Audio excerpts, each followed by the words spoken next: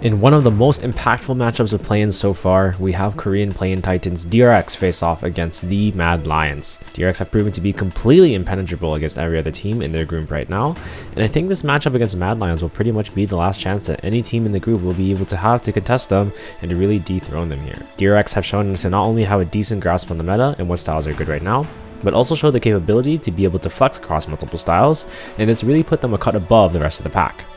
This game between these two is definitely a test of experimentation across their different styles, and I think that analyzing it will be a great test to see how the meta will continue to evolve. If you enjoyed this content, would appreciate a sub so you can get more analysis like this. Let's jump into draft.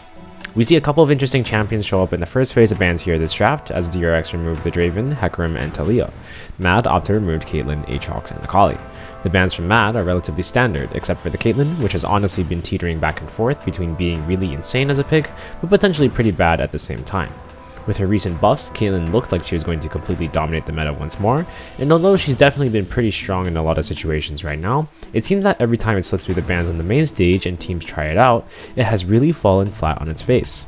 The Draven ban from DRX tells me they are potentially preparing a pick that Draven can completely dumpster, while the Talia basically relates to the style of play that a champion like her brings to the table. Out of the bans, we see that Sylas is the pick to come out for the B1 for DRX. From here, this is where things get a little bit spicy.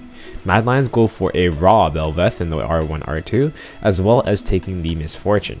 I do believe that this is the first time that we've seen Belveth even be picked in the world stage, so I will try my best to sort of explain the dynamic that it's supposed to bring to the table. Belveth is an incredible scaling hyper melee carry champion that stylistically can be similar to Viego, but in terms of game pacing is much more like a full clear champion. With this in mind, I'd say in terms of the team compositions that it's able to be slotted into, Belveth's got a decent amount of flexibility.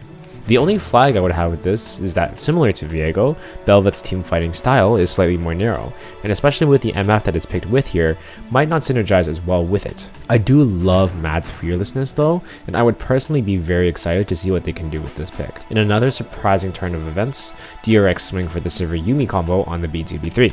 Yuumi has generally fallen through most drafts this meta, because the overall perception is that it just doesn't have the stats like it did back in the summer split for most regional leagues, but in a couple of games here and there, teams have been picking it up. Sivir herself has also been nerfed a fair bit, and she also has a bad matchup into MF2, but when teams play very long for enough scaling, some people have been seeing success in the pick.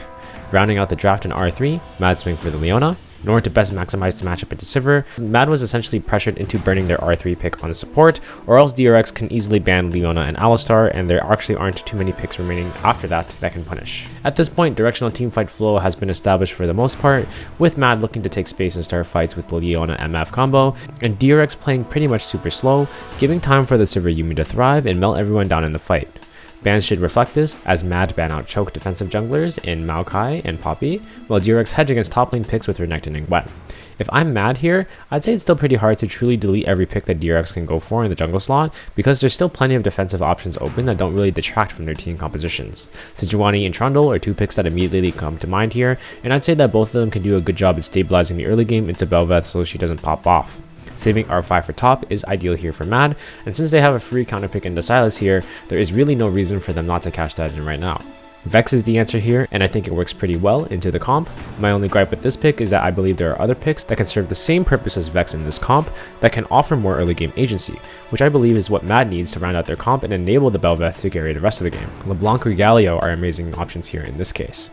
As somewhat expected, DRX locked a Sejuani for the jungle slot and actually blind picked Camille. This means that they think their condition is to play forward, and they do need a lane to play through in topside, but this is a pretty risky pick because Camille does have a lot of matchups where she doesn't actually win, as you can kind of see with the Mordekaiser pick here, R5. I think other champions like Jax would have been good here too, but the Mordekaiser also works. Conceptually though, I don't really like the way the DRX composition really flows here. It's very hard for their team to really make use of this Camille in fights, so from my eyes, it doesn't really have much purpose in the composition. With the Sivir Yuumi pick and the matchup into the composition that Mad has, it's a little bit hard to make their champions work together. Understandably, DRX are probably the better team in terms of understanding their team composition, but what they need to do with it and how they can succeed, but I don't think that should be an excuse to draft things that don't really make sense with their comp.